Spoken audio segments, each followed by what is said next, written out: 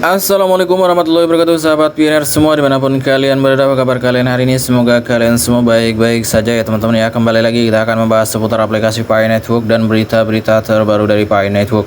Dan kita ingatkan juga kepada teman-teman pioneer yang hari ini belum klik petir, silahkan kalian segera buka akun Pi Networknya, kemudian kalian klik petirnya. Seperti biasa di sini kita akan update info terbaru dari Pi Network ya teman-teman ya. Dan tanpa berlama-lama kita langsung aja guys ke info terbarunya. Oke, di beranda Pi Network ini update-nya seputar Node Pi Network ya teman-teman ya, dan persiapan untuk Open Mainnet. Apa salah satu persiapan core team untuk segera menuju Open Mainnet? Nah, salah satunya adalah Node Pi Network ini ya teman-teman ya, karena tentu Pi Network harus membuat blockchain-nya sendiri ya teman-teman ya. Oke, kita coba telusuri di node-nya Pi Network ya teman-teman ya. Ada keterangan terbaru di blognya Pi Network. Kita langsung cek aja ya. Nah, di sini ada keterangan ya teman-teman ya di node Pi Network. Selangkah lebih dekat menuju desentralisasi yang berpusat pada pengguna. Oke, jadi tujuan dari Pi Network ini adalah sepenuhnya nanti Pi ini akan desentralisasi dan hanya bisa dikendalikan oleh pioneer itu sendiri ya teman-teman ya. Kemudian di sini ada keterangan akses aplikasi Pi dari desktop dan jalankan Pinot untuk mulai berkontribusi terhadap keamanan jaringan. Kemudian di sini ada juga versi terbaru ya teman-teman. Sebagaimana keterangan kemarin 0.4.11. Oke, kita telusuri langsung ya di sini ya teman-teman ya. Ada perkenalan di sini. Node adalah peran keempat dalam ekosistem Pi dan berjalan di laptop dan desktop, bukan di ponsel. Nah, ini ya teman-teman ya, bedanya Node dengan bukan Node ya, tentu alatnya pun sangat berbeda ya teman-teman ya. Node ini harus menggunakan laptop dan desktop. Mirip dengan blockchain lainnya, Pinot akan bertanggung jawab untuk memvalidasi transaksi pada buku besar terdistribusi dan menyelesaikan tantangan dalam mempertahankan mata uang terdistribusi dengan meminta semua node mencapai konsensus mengenai urutan transaksi baru yang dicatat. Oke. Berbeda dengan node yang menggunakan bukti kerja seperti Bitcoin atau Ethereum, node Pi menggunakan algoritma konsensus berbeda berdasarkan Stellar Consensus Protocol. Node membentuk grup terpercaya atau quorum irisan dan hanya menyetujui transaksi yang disetujui oleh node terpercaya tersebut. Kemudian kita lihat lagi ya teman-teman ya. Dari penambang seluler Pi digabungkan menjadi grafik kepercayaan global yang memungkinkan node Pi membentuk irisan quorum untuk menentukan siapa yang dapat dan tidak dapat memvalidasi transaksi pada buku besar bersama. Tidak seperti kebanyakan proyek kripto lainnya, Pinot akan terus mengikuti filosofi desain yang berpusat pada pengguna. Oke, jika kita lihat dari keterangan ini ya teman-teman ya, memang desain dari Pi Network ini sangat berbeda sekali ya teman-teman ya dengan proyek-proyek kripto lainnya. Pi ini targetnya adalah harus desentralisasi ya teman-teman ya. Di sini ada keterangannya yang berpusat pada pengguna. Jadi memang project Pi ini memang bisa dibilang project yang lumayan lama ya teman-teman ya. Karena memang core team ini betul-betul mempersiapkan ekosistem Pi Network ini sampai matang ya teman-teman ya. Daripada memerlukan pengetahuan teknis yang mendalam untuk menyiapkan sebuah node, orang biasa dapat melakukannya dengan menginstal aplikasi desktop di komputer mereka. Melalui aplikasi komputer ini, pioneer dapat mengaktifkan atau menonaktifkan perangkat lunak node agar perangkat mereka tersedia atau tidak tersedia untuk berfungsi sebagai node. Pi akan terus mengikuti metodologi desentralisasi progresif saat mengembangkan testnetnya. Selama testnet awal, komponen blockchain Pi pada perangkat lunak node akan memiliki lapisan terpusat untuk mencapai iterasi pengujian tekanan skenario yang lebih cepat dan adaptasi algoritma konsensus untuk mengakomodasi kebutuhan jaringan Pi dan komunitas globalnya. Oke.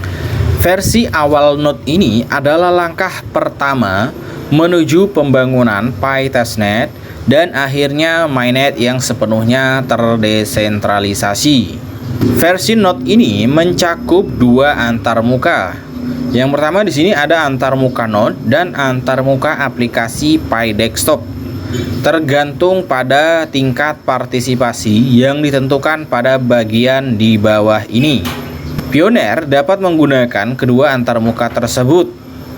Setiap pengguna seluler dapat mengunduh perangkat lunak Node ke komputer mereka dan menggunakan antarmuka aplikasi Pi desktop karena antarmuka tersebut mirip dengan aplikasi seluler dan memungkinkan orang memeriksa saldo Pi, menonton konten media, dan menggunakan obrolan Pi di komputer pribadi mereka. Oke, jadi tampilan di beranda Pi Network dengan tampilan yang ada di Node ya, atau di komputer atau di laptop ini tidak beda jauh ya teman-teman ya. Tampilan di awal layarnya, Setiap pioneer juga dapat mengajukan permohonan menjadi Node melalui antarmuka Node dan menginstal komponen blockchain di sana. Awalnya akan ada tahap seleksi bagi tim inti untuk mengkalibrasi kriteria pemilihan node berdasarkan keandalan dan konektivitas perangkat. Ketika sebuah node dipilih oleh tim inti, mereka harus melewati KEC agar dapat berfungsi sebagai node di testnet. Lihat lebih detail pada bagian di bawah ini. Oke, yang pertama di sini ada proses seleksi untuk node dan supernode ya. Tingkat partisipasi node. Saat ini terdapat 3 tingkat partisipasi bagi pioneer untuk menggunakan perangkat lunak Pi Node atau Node Pi di komputer mereka. Yang pertama di sini ada aplikasi komputer. Aplikasi komputer mengacu pada hanya menggunakan antarmuka aplikasi Pi desktop dari perangkat lunak Node. Hal ini memungkinkan pioneer yang ingin berinteraksi dengan aplikasi Pi dari komputer mereka, sehingga memiliki fungsi yang mirip dengan aplikasi seluler. Oke, misalnya banyak pioneer yang sebelumnya menyatakan bahwa mereka ingin dapat mengobrol di Pi melalui komputer, bukan melalui telepon.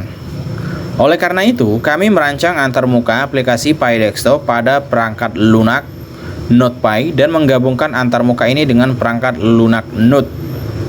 Selain itu, di masa mendatang, seiring dengan semakin banyaknya fungsi yang ditambahkan ke aplikasi Pi, misalnya platform aplikasi dan berbagai aplikasi di platform, beberapa di antaranya mungkin lebih mudah diakses melalui antarmuka desktop dibandingkan aplikasi seluler. Kemudian di sini ada juga keterangan simpul. Node berarti bahwa pioneer mengakses antarmuka Node, menyelesaikan instalasi persiapan teknis yang diperlukan berdasarkan instruksi dan mengaktifkan atau menonaktifkan antarmuka Node agar komputer mereka tersedia untuk menjalankan komponen blockchain setelah terpilih menjadi Node. Meskipun mereka tidak berpartisipasi dalam konsensus, mereka memverifikasi validitas blockchain dan mengirimkan transaksi untuk dicatat di blockchain. Di masa depan, ketika blockchain Pi berkembang menjadi lebih dari sekedar mengamankan buku besar, Node akan berkembang hingga mencakup komputer yang ikut berkontribusi pada sumber daya perangkat keras kolektif jaringan, seperti komputasi, penyimpanan, dan bandwidth. Kemudian ada juga supernode. Supernode adalah tulang punggung blockchain. Mereka bertanggung jawab untuk mencapai konsensus berdasarkan algoritma untuk menulis transaksi yang benar pada buku besar Pi. Selain semua tanggung jawab yang dilakukan oleh sebuah node, mereka juga bertanggung jawab untuk memastikan supernode dan node lainnya mendapatkan status terbaru dari blockchain. Oke, di sini ada juga tabelnya ya, teman-teman. Kemudian ada catatan di sini. Perangkat keras dan perangkat lunak yang didefinisikan secara lebih tepat untuk Node Pi akan memerlukan data tambahan dari testnet awal node dalam tahap seleksi yang ditentukan di bawah dalam peta jalan testnet. Kemudian di sini ada juga keterangan proses seleksi untuk node dan supernode. Untuk mendaftar menjadi node atau supernode di testnet Pi, di sini ada instruksi ya teman-teman ya. Jika teman-teman ingin menggunakan node atau ingin menambang Pi menggunakan node, di sini ada keterangan unduh dan install perangkat lunak Pi Node di komputer Anda. Isikan aplikasi Pi Node dalam software Pinode. Install paket teknis berdasarkan instruksi dari antarmuka Node dan biarkan perangkat lunak tetap berjalan sesuai keinginan Anda. Oke. Kemudian core team akan memilih node dan supernode berdasarkan kriteria yang ditentukan di bagian berikutnya. Pemohon node dan supernode yang terpilih akan diinformasikan melalui antarmuka Node secara bergiliran selama 3 bulan ke depan. Kemudian kriteria seleksi untuk node dan supernode. Nah, ini ada kriteria seleksinya ya teman-teman ya untuk node atau supernode. Setelah periode penyaringan awal, node dan supernode akan dipilih berdasarkan kriteria berikut. Yang pertama di sini ada waktu aktif ya atau online. Jadi setidaknya teman-teman harus aktif 24 jam selama 7 hari ya. Jadi ketika kalian login ke node-nya untuk klik petirnya, kalian tidak boleh terlewat ya teman-teman ya selama 7 hari. Kemudian koneksi internet harus bagus. Kemudian awalnya kemampuan untuk membuka portal pada router lokal. Kemudian prosesor dan memori memadai. Periksa tabel untuk rekomendasi. Oke, jadi di sini prosesor dan memorinya harus memadai ya teman-teman ya. Maksudnya harus kuat ya. Kemudian berdasarkan skor keandalan dan kepercayaan node di jaringan Pi, Anda akan diundang ke KEC. Pelamar yang menyelesaikan KEC akan terdaftar untuk menjadi supernode dan node di testnet Pi. Selama periode awal testnet, tujuan utama adalah menguji algoritma konsensus jaringan. Meskipun tidak semua pioner memiliki perangkat keras, perangkat lunak, dan keandalan jaringan untuk berpartisipasi dalam testnet awal. Oke. Kemudian di sini ada juga peta jalan testnet ya teman-teman ya. Pertama di sini ada tahap seleksi. Core team akan menjalankan algoritma konsensus dengan pioner yang telah melamar menjadi node dan berhasil menyelesaikan instalasi semua paket yang diperlukan untuk komponen blockchain di komputer mereka. Oke. Kemudian ada juga di sini tahap revisi. Tahap revisi akan terdiri dari proses berulang dari 2 aktivitas. Yang pertama di sini pengujian skenario dan revisi algoritma konsensus. Pengujian skenario mengacu pada pengujian stress algoritma konsensus, skalabilitasnya dan konfigurasinya berdasarkan skenario yang berbeda. Kemudian apalagi di bawah sini guys. Nah, di sini ada testnet langsung atau live testnet.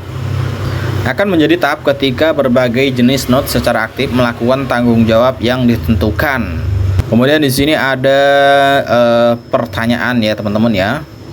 Apa hubungan antara perangkat lunak Pinode dan aplikasi seluler jaringan Pi? Kemudian ada juga apa dampak node terhadap perangkat saya? Akankah ini menguras CPU dan baterai saya?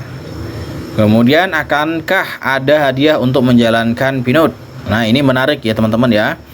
Salah satu tujuan testnet Pi adalah untuk menentukan imbalan apa jika ada yang harus ada untuk menjalankan node.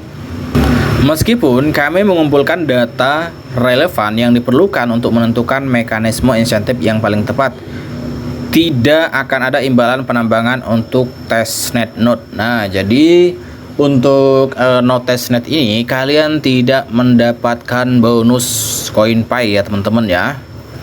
Jadi mungkin bisa kita simpulkan kita bisa mendapatkan hadiah Pi itu nanti ketika sudah open mainnet ya teman-teman ya, ketika sudah mainnet node-nya. Kemudian apakah perangkat lunak Pi Node sumber terbuka? Komponen blockchain dari node akan bersumber terbuka. Kami sedang dalam proses merapikan repositori GitHub sehingga kami dapat melanjutkan dengan open source. Kami bertujuan untuk menyimpan daftar masalah terbuka langsung di repositori GitHub. di mana anggota komunitas dapat berkontribusi jika mereka mau. Oke, jadi ini updatean terbaru dari Node Pi Network ini ya teman-teman ya. Jadi memang Pi ini didesain untuk desentralisasi ya teman-teman ya. Jadi bukan sentralisasi ya teman-teman ya. Karena kebanyakan kripto sekarang ini masih centralized ya teman-teman ya, belum decentralized. Jadi buat teman-teman ya harus bersabar ya untuk menunggu Pi ini menuju open mainnetnya. Oke, sementara ini aja dulu ya teman-teman. Sekian saja. Assalamualaikum warahmatullahi wabarakatuh.